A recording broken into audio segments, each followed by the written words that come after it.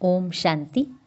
31/12/2024 காலை முரளியின் சாரம். பாபா சொல்கிறார், இனிமையான குழந்தைகளே, தந்தை தினந்தோறும் கற்பிக்கும் கல்வியை ஒரு நாளும் தவறவிடக்கூடாது. இந்த படிப்பின் மூலம்தான் உள்ளுக்குள் இருக்கும் சந்தேகங்கள் தூர விலகி போகும். கேள்வி: பாபாவின் உள்ளத்தை ஜெயிப்பதற்கான யுக்தி என்ன? பாபாவின் உள்ளத்தை வெற்றியடைவதற்கான யுக்தி அல்லது வழிமுறை என்ன? பதில்: பாபாவின் உள்ளத்தை வெல்ல வேண்டும் என்றால் சங்கமயுகம் உள்ள வரையிலும் தந்தையிடம் எதையும் மறைக்காதீர்கள். தன்னுடைய நடத்தையின் மீது முழு கவனம் செலுத்துங்கள். ஒருவேளை ஏதாவது பாவச் செயல் ஏற்பட்டு விடுகிறது என்றால் அழிவற்ற மருத்துவரிடம் கூறிவிடுங்கள். அப்போது நீங்கள் லேசானவர் ஆகிவிடுவீர்கள்.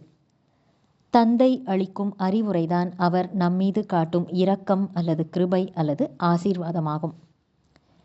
எனவே தந்தையிடம் தயை அல்லது கிருபை காட்டுங்கள் என்று வேண்டுவதற்கு பதிலாக தானே தன் மீது கிருபை புரிந்து கொள்ளுங்கள், கருணை காட்டிக்கொள்ளுங்கள்.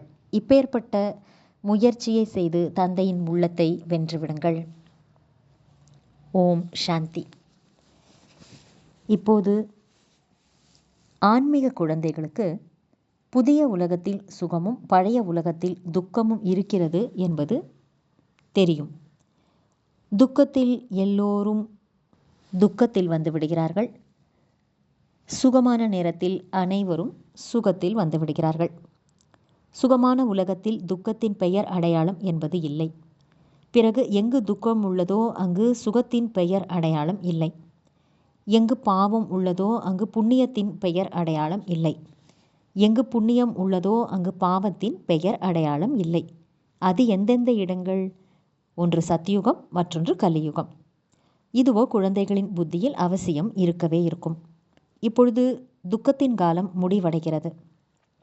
மேலும் சத்யுகத்துக்கான ஏற்பாடுகள் ஆகி கொண்டிருக்கிறது. நாம் இப்போது இந்த தூய்மையற்ற சீச்சி உலகத்திலிருந்து வெளியேறி அக்கறையான சத்யுகத்துக்கு, அதாவது ராமராஜ்யத்துக்கு சென்று கொண்டிருக்கிறோம். புதிய உலகத்தில் இருப்பது சுகம், பழைய உலகத்தில் இருப்பது துக்கம். அப்படியின்றி யார் சுகம் அளிக்கிறாரோ அவரே துக்கமும் அளிக்கின்றார் என்பதல்ல. தந்தை சுகத்தை அளிக்கின்றார், மாயை துக்கத்தை அளிக்கிறது. மாயை அல்லது ராவணன் என்ற எதிரிக்கு கொடும்பாவி செய்து ஒவ்வொரு ஆண்டும் எரிக்கிறார்கள். துக்கம் அளிப்பவன் எப்பொழுதும் எரிக்கப்படுகின்றான். அவனது ராஜ்யம், அதாவது ராவண ராஜ்யம் முடிவடையும் போது அவன் நிரந்தரமாக முடிந்து போய் விடுகிறான் என்பதை குழந்தைகள் அறிவார்கள்.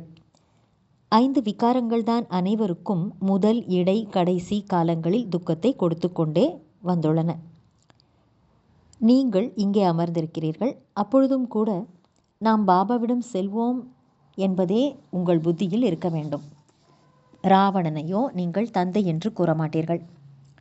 யாராவது ராவணனை பரமபிதா பரமாத்மா என்று சொல்லி எப்பொழுதாவது கேள்விப்பட்டிருக்கிறீர்களா? ஒருபோதும் கிடையாது. ஒரு சிலர் இலங்கையில் ராவணன் இருந்தான் என்று நினைக்கிறார்கள். பாபா சொல்கிறார், இந்த முழு உலகமே இலங்கை ஆகும். வாஸ்கோடகாமா கப்பல் அல்லது படகு மூலமாக சுற்றி வந்தார் என்று கூறுகிறார்கள். அவர் சுற்றி வந்த அந்த காலத்தில் ஆகாய விமானம் ஆகியவை இருந்திருக்கவில்லை. ட்ரெயின் கூட நீராவி மூலம் இயங்கிக் கொண்டிருந்தது. மின்சாரம் என்பது தனிப்பட்ட பொருளாகும். உலகமோ ஒன்றே ஒன்றுதான் என்று இப்பொழுது தந்தை கூறுகின்றார். அது புதியதிலிருந்து பழையதாகவும் பழையதிலிருந்து புதியதாகவும் ஆகிறது. ஸ்தாபனை, பாலனை, விநாசம் என்று கூறப்படுவதில்லை, கிடையாது. முதலில் ஸ்தாபனை, அதாவது படைத்தல், பிறகு விநாசம், அதாவது அழித்தல், அதன் பின்னால் பாலனை. இது சரியான வார்த்தைகளாகும். பின்னால் ராவணனின் பாலனை ஆரம்பமாகிறது. அது பொய்யான விகாரி, தூய்மையாக அது பொய்யான விகாரி மற்றும் பதீத்தமாக ஆவதற்கான பாலனை ஆகும். அதாவது தூய்மை அற்றவராக ஆவதற்கான பாலனை ஆகும். அதனால் எல்லோரும் துக்கமுடையவர்களாக ஆகிறார்கள். தந்தையோ ஒரு பொழுதும் யாருக்கும் துக்கம் தருவதில்லை. இங்கோ தமோ பிரதானம் ஆகிவிட்ட காரணத்தால் தந்தையையே எங்கும் நிறைந்தவர் என்று கூறிவிடுகிறார்கள். பாருங்கள் எப்படி ஆகிவிட்டார்கள். குழந்தைகளாகிய நீங்கள் நடந்தாலும் சென்றாலும் இவையெல்லாம் புத்தியில் இருக்க வேண்டும். விஷயமோ மிகவும் சுலபமானதாகும். அலஃப், அதாவது தந்தை பற்றிய விஷயம் மட்டுமே ஆகும். முகம்மதியர்கள் கூட எழுந்து அல்லாவை நினைவு செய்யுங்கள் என்று கூறுகிறார்கள். தாங்களும் அதிகாலையில் எழுந்திருக்கிறார்கள். அவர்கள் அல்லாஹ் அல்லது குதாவை நினைவு செய்யுங்கள் என்று கூறுகிறார்கள். நீங்கள் தந்தையை நினைவு செய்யுங்கள் என்று கூறுவீர்கள். பாபா என்ற வார்த்தை மிகவும் இனிமையானதாகும். அல்லாஹ் என்று கூறுவதால் ஆஸ்தி நினைவுக்கு வராது. பாபா என்று கூறுவதால் ஆஸ்தி நினைவுக்கு வந்துவிடுகிறது. அல்லது தாரணைக்கான முக்கியமான சாரம். 1. யாராவது தப்பும் தவறுமான விஷயங்களை பேசினால் கேட்டும் கேளாமல் இருந்துவிட வேண்டும். Hear no evil, see no evil.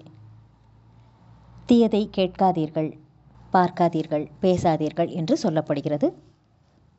துக்கம், சுகம், மானம், அவமானம் அனைத்தையும் சகித்து கொள்ள வேண்டும். 2. பாபா சொல்வதை கேட்டும் கேளாமல் இருந்துவிட்டு தந்தையை அவமதிக்கக்கூடாது. மாயை காயப்படுத்துவதிலிருந்து தப்பிப்பதற்காக அசரீரியாக இருப்பதற்கான பயிற்சியை அவசியம் செய்ய வேண்டும். வரதானம்: தந்தைக்கு சமமாக இரக்க மனம் உள்ளவராகி அனைவரையும் மன்னித்து அன்பை தரக்கூடிய மாஸ்டர் வள்ளல் ஆகுக. விளக்கம்: எப்படி தந்தைக்கு கருணை உள்ளம் உடையவர், மெர்சிஃபுல் என்று சொல்கிறார்களோ, அதே போல குழந்தைகளான நீங்கள் கூட மாஸ்டர் கருணை உள்ளம் உடையவர் ஆவீர்கள். யார் கருணை உள்ளம் கொண்டிருப்பார்களோ அவர்களே நன்மை செய்யக்கூடியவர்களாகவும் இருப்பார்கள். தீமை செய்பவர்களை கூட அவர்களால் மன்னித்து விட முடியும். அவர்கள் மாஸ்டர் அன்பின் கடலாக இருப்பார்கள். அவர்களிடம் அன்பை தவிர வேறு எதுவும் இருக்கவே இருக்காது. தற்சமயம் செல்வத்தை விட சிநேகத்தின், அதாவது அன்பின் அவசியம்தான் அதிகமாக உள்ளது. எனவே மாஸ்டர் வள்ளலாகி அனைவருக்கும் அன்பை கொடுத்து கொண்டே செல்லுங்கள். யாருமே வெறும் கையுடன் திரும்பி போகாமல் இருக்கட்டும். ஸ்லோகன்: தீவிர முயற்சியாளர் ஆக வேண்டும் என்ற விருப்பம் இருக்கிறதென்றால் மனம் இருந்தால் மார்க்கம் கிடைத்துவிடும். நல்லது. இனிமையிலும் இனிமையான, வெகு காலம் கழித்து காணாமல் போய் மீண்டும் தேடி கண்டெடுக்கப்பட்டுள்ள செல்லமான குழந்தைகளுக்கு தாயும் தந்தையுமான பாப்தாதாவின் அன்பான நினைவுகள் மற்றும் காலை வணக்கம். ஆன்மீக குழந்தைகளுக்கு ஆன்மீக தந்தையின் நமஸ்காரம். ஆன்மீக தந்தைக்கு ஆன்மீக குழந்தைகளின் நமஸ்காரம். ஓம் சாந்தி.